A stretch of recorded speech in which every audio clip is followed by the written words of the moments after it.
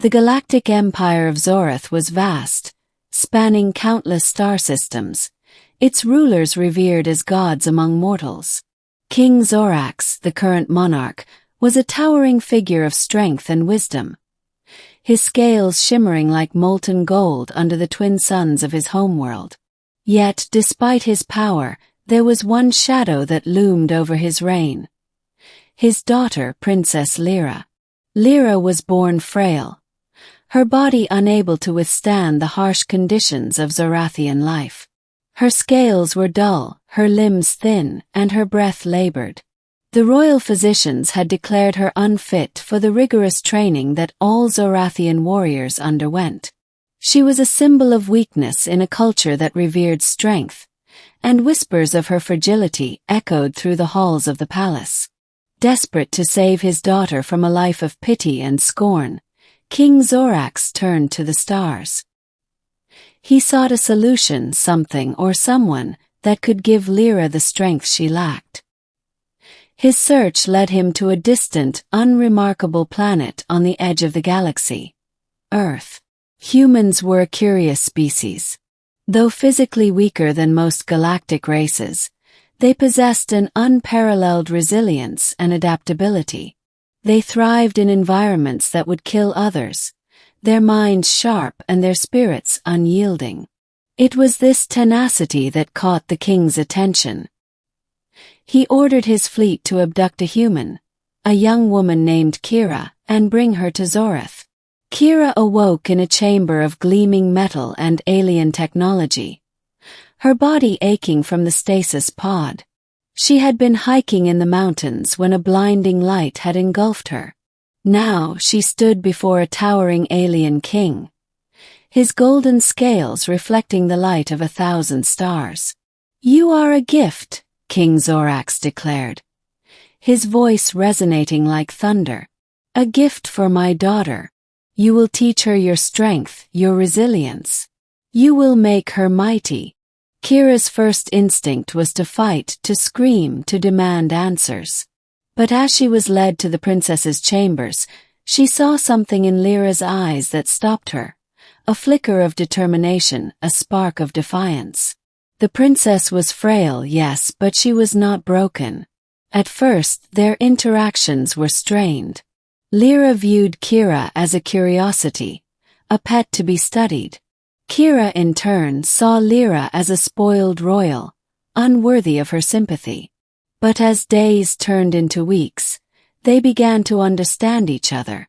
Kira taught Lira the basics of human survival. How to endure pain, how to push through exhaustion, how to adapt to the impossible. In return, Lira shared the wisdom of her people, the ancient techniques of Zorathian combat. Kira's methods were unorthodox. She had Lira run through the palace gardens, her frail body trembling with effort. She taught her to climb the jagged cliffs outside the city, to swim in the icy rivers that flowed from the mountains. Each day, Lira grew stronger, her scales regaining their luster, her breath steadying. But it wasn't just physical strength that Kira imparted. She taught Lira the value of resilience, the power of the human spirit. She told her stories of Earth, of humans who had overcome impossible odds, who had risen from the ashes of defeat to achieve greatness. Lira listened, her heart burning with a newfound fire. The turning point came during the Festival of Blades, a sacred Zorathian tradition where warriors showcased their skills in combat. Lira had always been forbidden from participating, her frailty seen as an embarrassment. But this year she stepped into the arena, her head held high.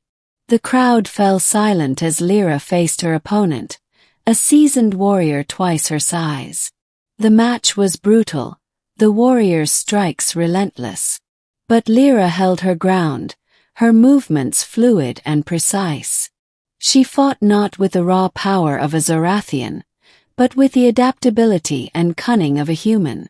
When she finally disarmed her opponent, the arena erupted in cheers.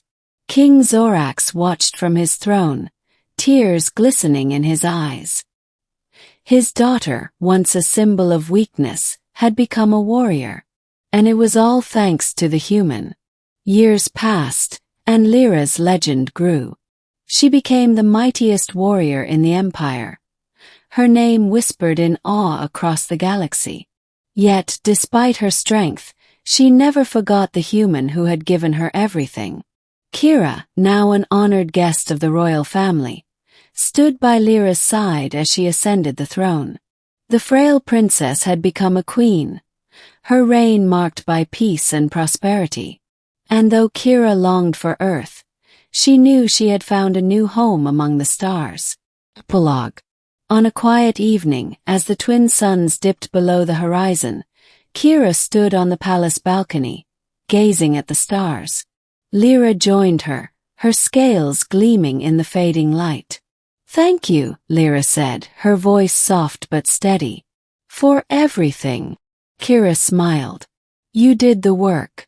I just showed you what you were capable of." Lira nodded, her eyes reflecting the vastness of the galaxy. "You taught me that strength isn't just about power.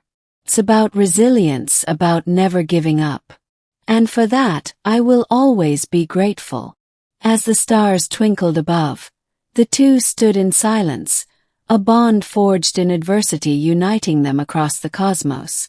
The frail princess had become the mightiest warrior, and the human had found her place among the stars.